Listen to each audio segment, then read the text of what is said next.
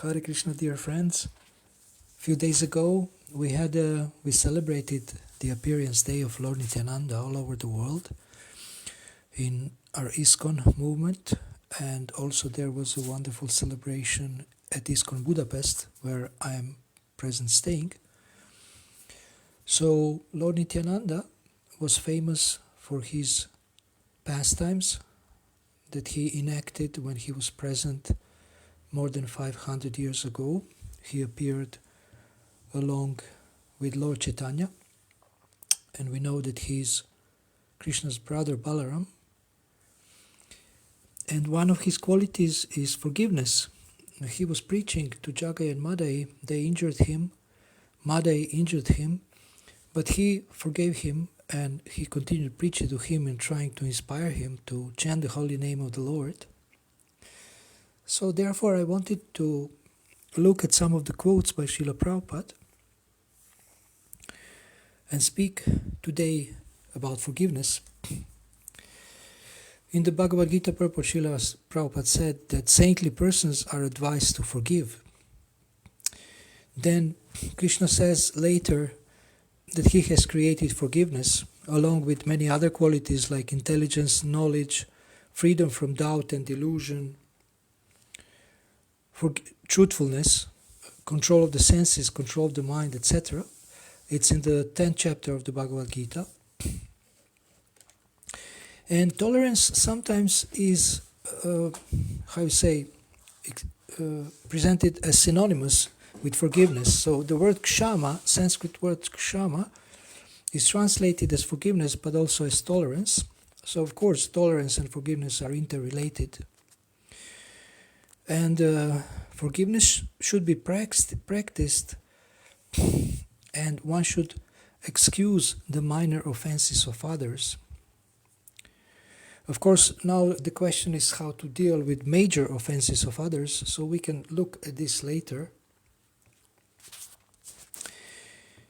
Then in the 12th chapter, there is this word kshami, which means tolerant. Srila Prabhupada translated it as tolerant, but in the synonyms he translated it as forgiving. So again, these two words are translated. The word kshami is translated sometimes as forgiveness, sometimes as tolerance. Then when there is a description in the 16th chapter of the divine qualities, one of them is forgiveness. We have three verses 1 to 3, which describe divine qualities, and one of them is forgiveness.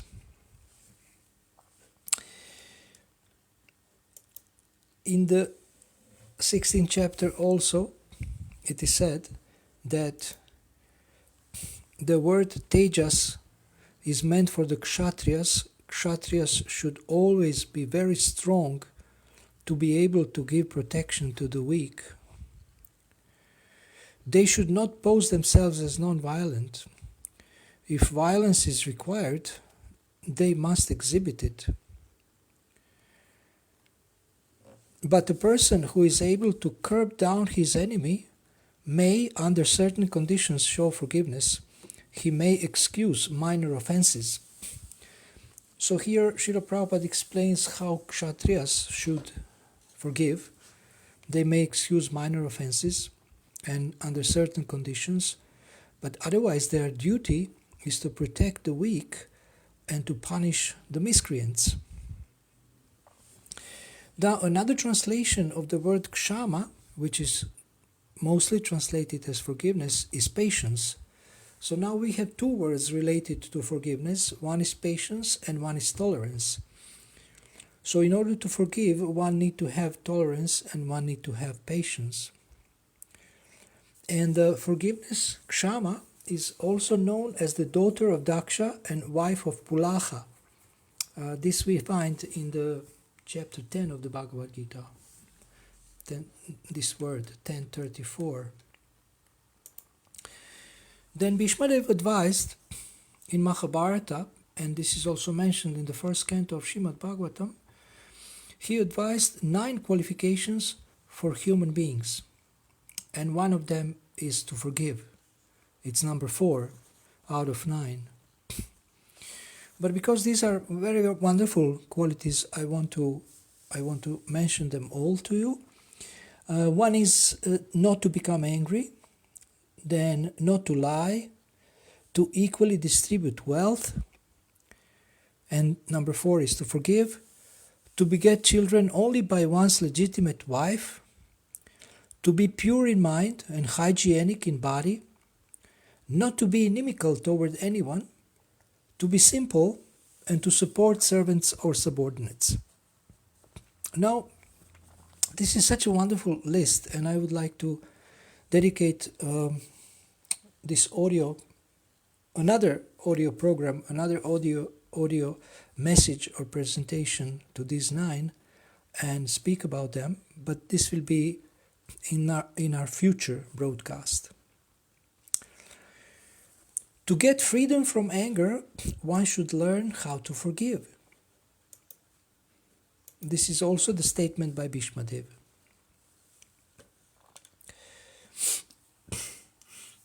One who is in the Srimad Bhagavad, in the 3rd canto, it is explained how one loses forgiveness and many other good qualities like truthfulness, mercy, gravity, spiritual intelligence. So if one again associates with the path of unrighteousness, in other words with materialism, influenced by sensually minded people engaged in pursuit of sexual enjoyment and the gratification of the palate, he again goes to hell as before, and he loses all the qualities that are listed, and one of them is forgiveness.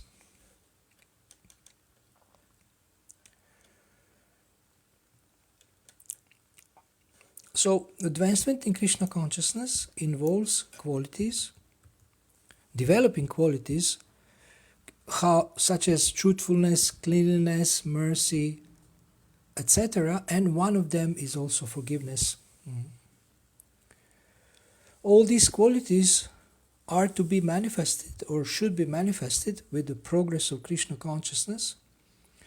But if one associates with the Shudra, a foolish person, who is like a dancing dog in the hands of a woman, then he cannot make any progress. So one of the symptoms of the advancement in Krishna consciousness is that one is able to forgive if somebody hurts. Now, it's very important to understand that to forgive doesn't mean to be naive. To forgive doesn't mean that again and again you allow people to torture you, to take advantage of you, to exploit you, to insult you. One needs to protect himself from such things as far as possible, externally, but internally we understand that it's not an accident why things are happening to us, and that we need to learn something from the experience, and we need to develop mental and spiritual strength to tolerate these things. It's like a kind of a test. So, but externally one has to really protect himself and show people that there is a limit to how much you are willing to tolerate. Of course, if you are in a position to do this, if you are captured by some criminals and dacoits, then you can't, you don't have much choice but to tolerate. But again, we see how Jesus Christ has forgiven those his tormentors. A great soul may forgive offenses, but Krishna does not excuse offenses to the dust of that great soul's feet, just as one can tolerate the scorching sunshine on one's head, but cannot tolerate the scorching sunshine on one's feet.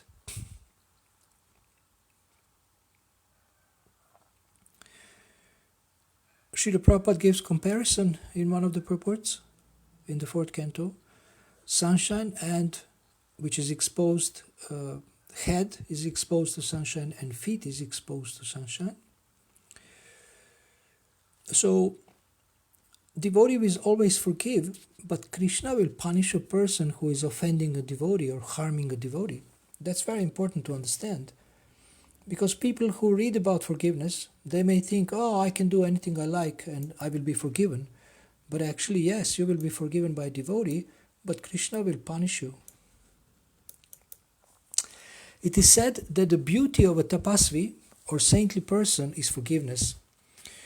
There are many instances in the spiritual history of the world in which many saintly persons, although unnecessarily harassed, did not take action, although they could have done so. We have an example of Haridas Thakur. We have an example of Maharaj Parikshit, who was cursed. Haridas Thakur was beaten on 22 marketplaces. He didn't do anything.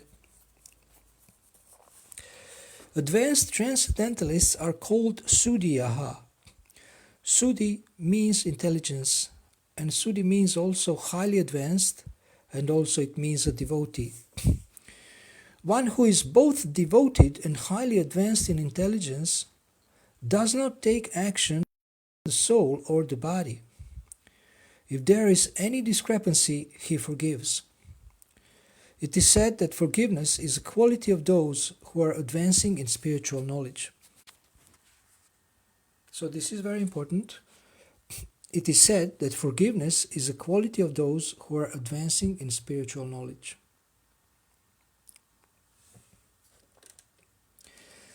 It is said that the quality.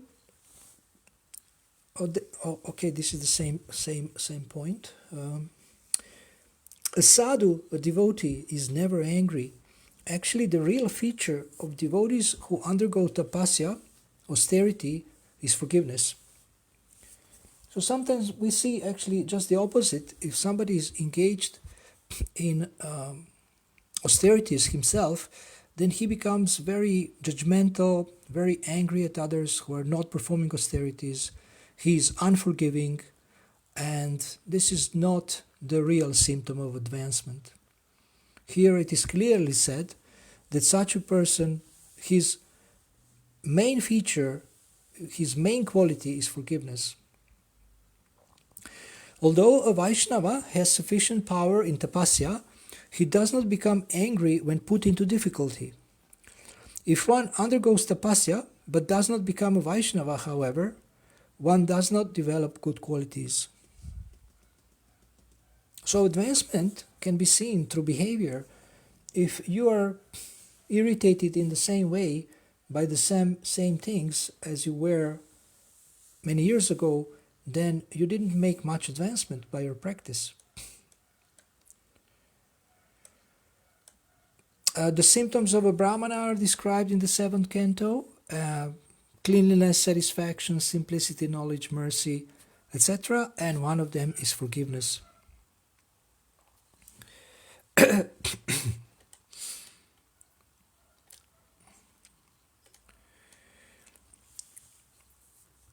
Now, in the 9th canto, it is described when a Brahmana is highly qualified.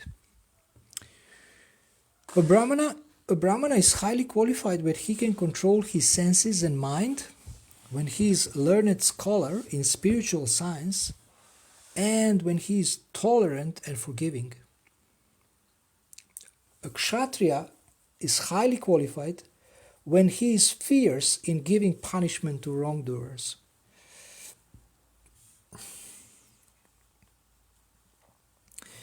And now there is one very shocking verse from the 9th canto, chapter 15, text 39.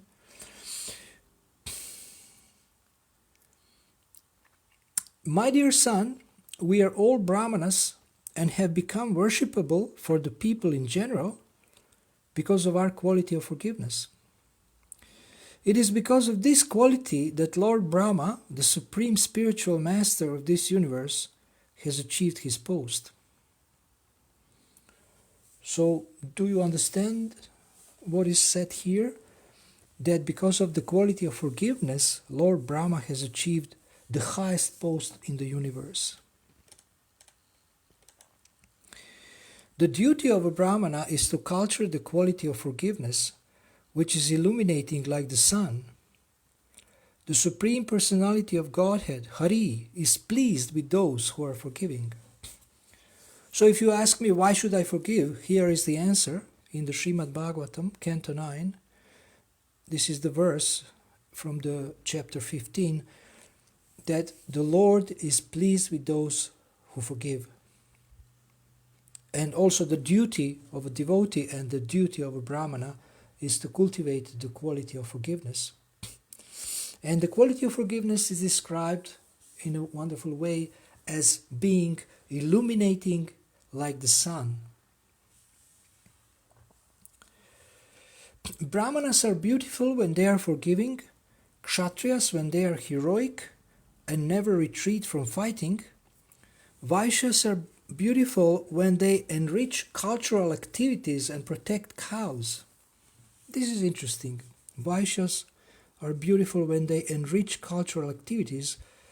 That means they will support cultural activities that are meant to glorify the Lord. And Shudras are beautiful when they are faithful in the discharge of duties pleasing to their masters.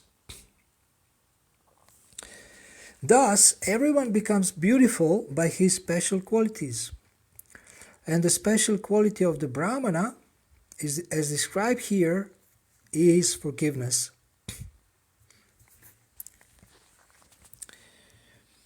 The word titiksham, or tolerance, indicates that the transcendentalist must be forgiving.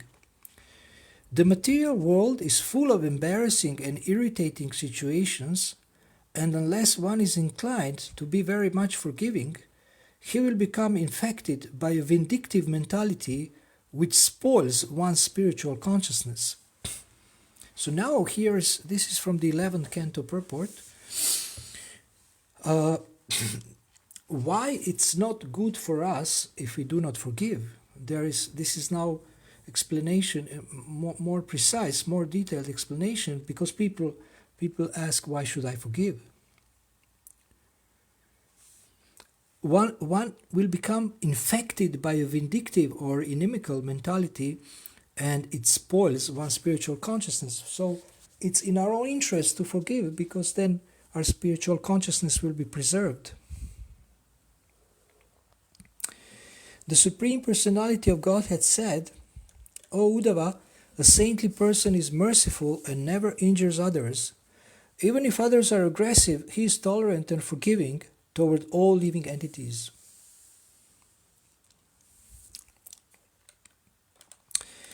Titikshu, a devotee forgives and forgets any offense against himself. A Vaishnava is personally detached from his material body, which is made of pus, stool, blood, and so on. Therefore, the devotee is able to overlook the obnoxious behavior he sometimes meets with in the course of preaching work, and always deals with people as a perfect gentleman. A Vaishnava loudly chants the holy name of the Lord and tolerates and forgives those fallen conditioned souls who are unable to reciprocate properly with the pure devotee. Then Krishna says, among the enterprising I am fortune, and among the cheaters I am gambling. I am forgiveness of the tolerant and the good qualities of those in the mode of goodness. So this is what we are interested in, that Krishna is the forgiveness of the tolerant. So by forgiving, one comes closer to Krishna and one becomes more Krishna conscious. So here it is mentioned, forgiveness of the tolerant, it's 11th canto.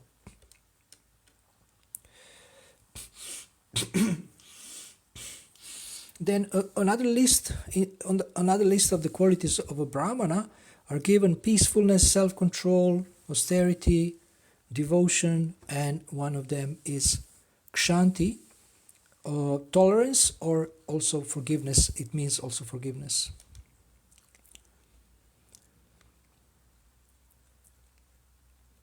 Then also there is another list where forgiveness is mentioned. These are qualities recommended for a devotee. By strict control, of one's body, mind, and speech, the quality of tolerance becomes strengthened, and thus one manifests the further qualities of forgiving others, never wasting one's time, detachment from sense gratification, lack of false pride in one's work, and not hankering for liberation.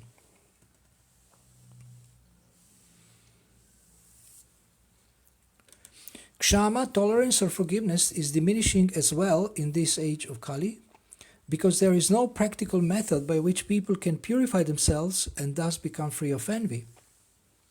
And actually there is a practical method. Oh, it's mentioned, so sorry. Unless one is purified by chanting the holy names of the Lord in an authorized program of spiritual improvement, the mind will be overwhelmed by anger, envy, and all sorts of small-mindedness.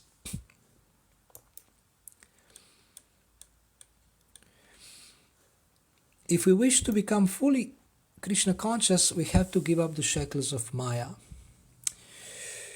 Okay, now we have gone through the quotes in the Bhagavad Gita and Srimad Bhagavatam, and now the rest of the quotes is from the Chaitanya Charitamrita, other Srila Prabhupada's books, then from Srila Prabhupada's lectures, letters, conversations, and morning walks. So now we are moving to Chaitanya Charitamrita quotes, and let me just see for a second. We have here quotes from some other books also, and then from lectures. There is room conversations and one letter to Dhananjaya from 72. So thank you very much for listening so far. I will continue now. We still have some time.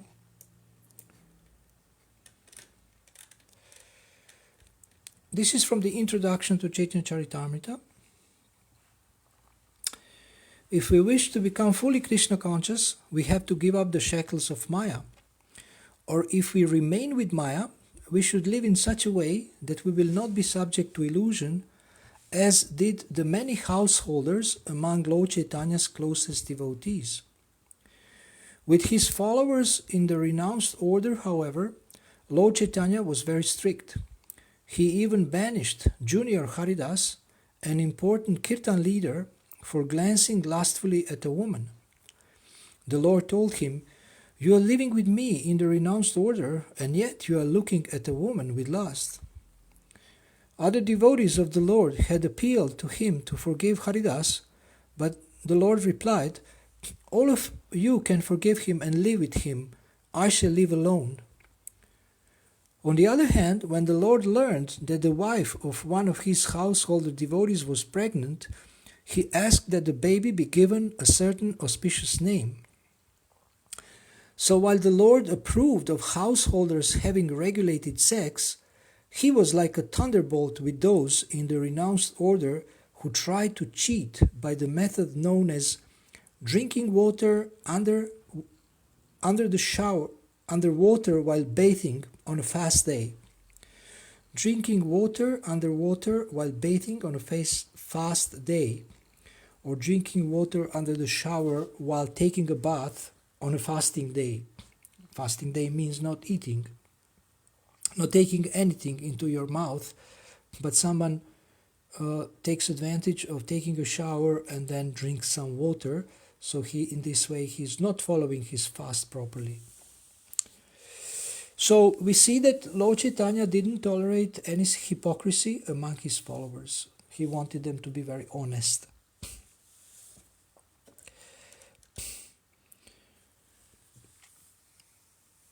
Again, there is quotation from the third canto that we mentioned.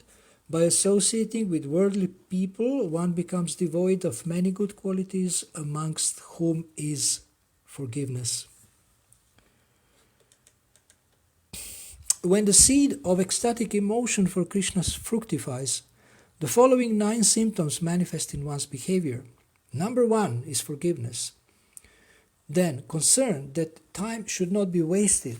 detachment, absence of false prestige, hope, eagerness, a taste for chanting the holy name of the Lord, attachment to descriptions of the transcendental qualities of the Lord, and affection for those places where the Lord resides, and that means a temple or a holy place like Vrindavan. These are all called Anubhava, subordinate signs of ecstatic emotion. They are visible in a person in whose heart the seed of love of God has begun to fructify. This is also this is quoted in Chaitanya Charitamrita, but it is from Bhakti Rasamrita Sindhu, or Nectar of Devotion.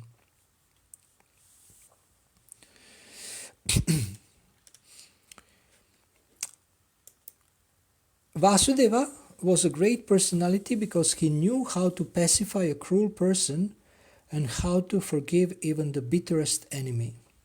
So one needs to know how to forgive. One needs to learn how to forgive.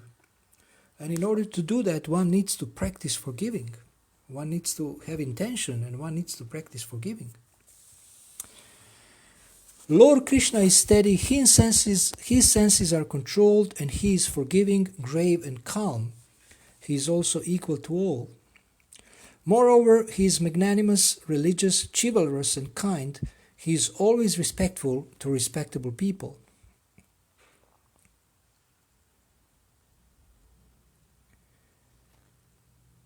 Then Madhya Lila quotes the verse from the Bhagavad Gita, verses from the chapter 12. One who is not envious, but is a kind friend to all living entities, who does not think himself a proprietor and who is free from false ego, who is equal in both happiness and distress, who is always satisfied, forgiving, and self-controlled, and who is engaged in devotional service with determination, his mind and intelligence dedicated to me, such a devotee of mine is very dear to me. So these are two verses, verses 13 and 14 of the 12th chapter. This is the beginning of a section that Krishna describes who is dear to him. Those who are pure devotees of Krishna are very careful to keep aloof from the two types of non-devotees. In Srimad Bhagavatam it is said that one should give up all association with the person who is a playmate for women, for by associating with such an unholy person, one becomes bereft of all good qualities, such as truthfulness, cleanliness, mercy, gravity, intelligence, shyness, beauty, fame, forgiveness, control of the mind and senses, and all the opulences that are automatically obtained by a devotee. A man is never so degraded as when he associates with persons who are too much attached to women. Now this is from Teachings of Lord Chaitanya. It's a summary of Chaitanya Charitamrita. So we are now moving to other books by Srila Prabhupada, and when we move to lectures I will also notify you. We have now finished with the quotes from Chaitanya Charitamrita.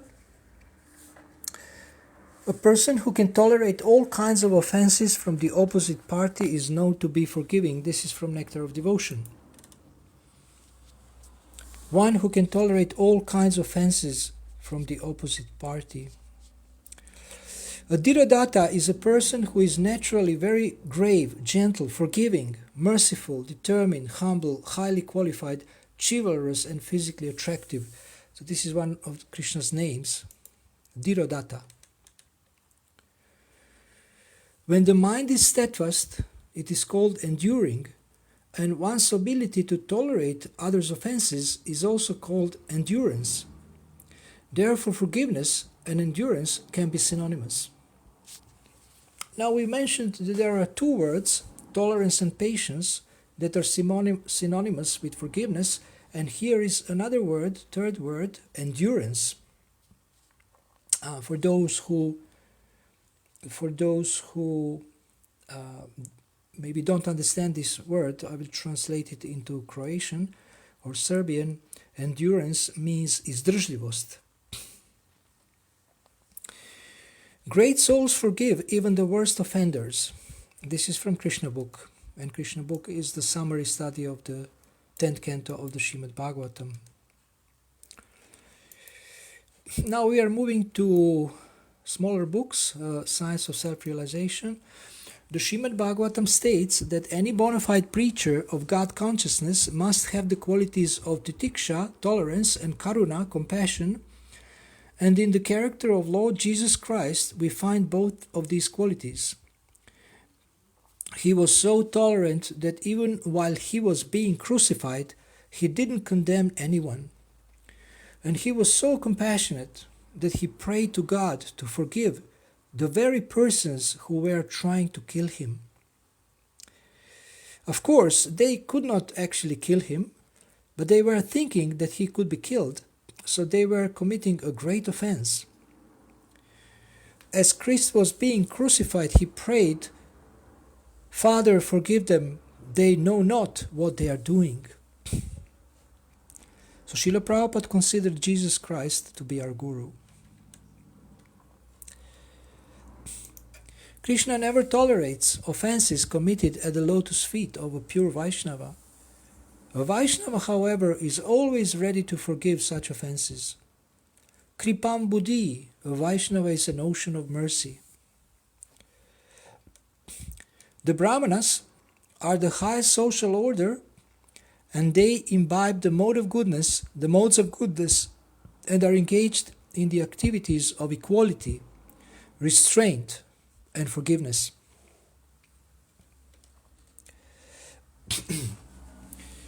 When Shukadeva Goswami was describing the main symptoms of this age, he said that tatas chanudinam, with the progress of this age of Kali, Dharma, religious principles, Satyam, truthfulness, Shocham, cleanliness, Kshama, forgiveness, Daya, mercifulness, and other qualities, they will gradually decrease to nil or almost nil.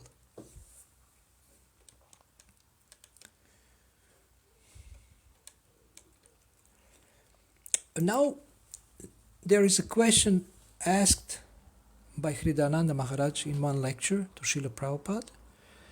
When one breaks the principles, can Krishna forgive him? Prabhupada, yes, Krishna can forgive you once, twice, not regularly. And Srila Prabhupada is laughing. Then further quotes from the lectures, we can give up anger only when we are Krishna conscious. Tapasvi, one who is a sage, his duty is to always forgive any enemy. Yes, tolerate. Yes, kshanti. We should not be intolerant. Even somebody has done some wrong unto me. Tapasvi, kshama, rupa, tapasvinam. Tapasvi, those who are advancing in Krishna consciousness, undergoing tapasya, austerities, their first qualification is to forgive the offender. This is the qualification. Tapasvinam, kshama, rupa, tapasvinam. Kshama means forgiveness. Suppose I have done some wrong, but there is no forgiveness. Kshama, rupam, tapasvinaha. People are advised, especially those who are following penance and austerity, yogic principle or devotional life, they should learn to excuse. In our dealings, there are so many faulty dealings between ourselves. So if we take everything very seriously, then it is very difficult to live. So kshama, but that kshama means forgiveness, will reduce in Kali Yuga. Nobody will forgive. There will be retaliation, vengeance, that will increase. So there is 4 items: religiosity, truthfulness, cleanliness, and forgiveness. These are 4 principles of religion. Forgiveness is related to compassion or mercy.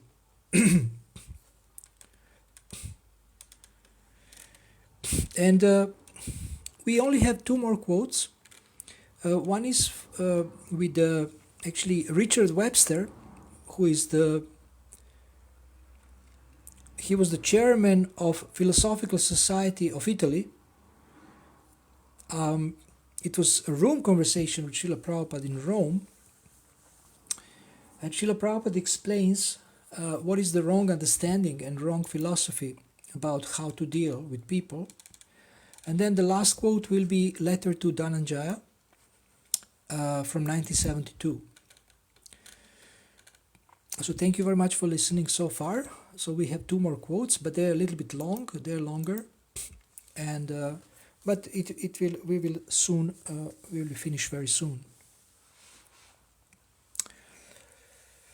I know that in church the confession program is there. Forgiveness. Suppose you are or I am an offender, and I ask your forgiveness. So you can forgive me once, twice, thrice, not more than that. You cannot make it a profession that you go on committing sins and God will forgive you. No, that is not possible. That is misconception. That is mentioned in the Bhagavad Gita, Api chet suduracharo bhajate mam ananya bhak sadureva samantavyaha. This is from the Bhagavad Gita, chapter 9, text 30. This suduracharaha means offender. There is not willful offense. One person is accustomed to some bad habits, but he has taken to Krishna consciousness or God consciousness. But on account of strong habit, if he fails sometimes, that is excused. Forgiveness. Not that he will willfully commit sin and ask for forgiveness. That is not allowed. In common affairs, we do not see. I have got practical experience. In my household life, I was a proprietor of a big pharmacy. So my manager sold some morphium preparation to some unauthorized person. And the sales inspector, they noted it and made us a criminal. They gave a criminal charge to that man who sold it. And the magistrate or the judge called me because I was the proprietor. So I have given this statement. I do not conduct the business directly, but of course I am responsible for my manager's fault, and I shall be very strict in the future. You can forgive me. Immediately I was forgiven. But next time, if I say like this, then it will not be forgiven. That is not possible. So this forgiveness is good for accidental fault, but it cannot be continued. That is a wrong philosophy. So now we have priests who professionally forgive people just for a donation, and they don't understand how much bad karma they are actually accumulating by doing this. And a last quote that we will read and discuss is from the letter to Dhananjaya Prabhu, 31st December 1972, written from Bombay by Srila Prabhupada. We work very, very hard just to get someone to come to the platform of being a devotee of Krishna. So we shall not be too much hasty to drive anyone out. It means we should not hurry too much to kick someone out because they have made one mistake or two mistakes. Therefore, we may forgive once, twice, but more than that, we must take other steps. So if any new candidate for devotee comes forward, you may test him very thoroughly to understand from him if he is ready to fully accept our strict standard of temple living. So we see how Srila Prabhupada here is explaining how to deal with people who come forward to live in the temple. I remember when I was a temple president in Belgrade, and also when I was assisting the leaders in Zagreb, sometimes I had the unpleasant duty to ask people to leave the temple, people who were living in the temple, because they were creating disturbance again and again. But this was needful. It was needed to be done. Let him understand that it is not an arbitrary or whimsical decision on our parts to become like military camp. Rather, we are strictly adhering to our devotional principles only so that we may make advancement in Krishna consciousness and be protected from the attack of Maya consciousness. They may be thinking that these people are slaves of their strict principles, but we are thinking that the strict principles are slaves to us. Of course, the devotee is always very liberal-minded and tolerant towards everyone, seeing everyone as part and parcel of Krishna, and the pure devotee of Krishna only seeing that due to Maya they have temporarily forgotten their real position.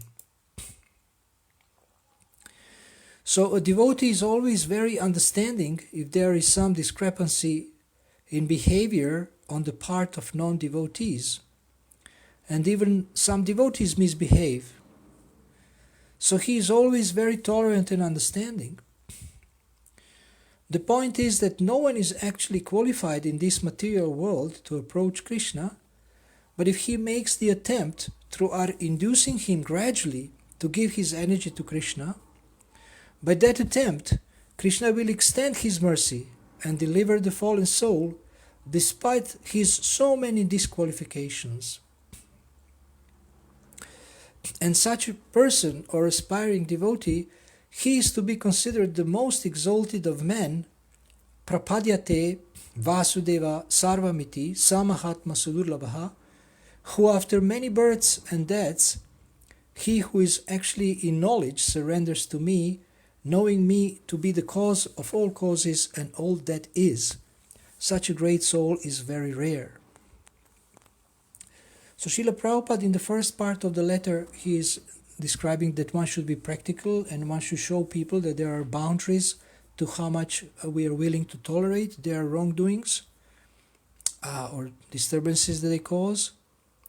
But in the second part of the letter, again, he is stressing patience and tolerance and compassion to such people because the conditioned souls have been conditioned for such a long time. But we have to be able to discriminate and to, perceive or to see if somebody is sincere but is failing, or if somebody is just not so serious and then they are like playing a game. So a leader or a preacher should be able to actually see and then act accordingly. And based on this, then they take action. So this is something that I wanted to share with you today. Thank you very much for listening. I see there is several devotees online. I hope this was helpful, useful and inspiring for you. I wish you a wonderful day and Hare Krishna.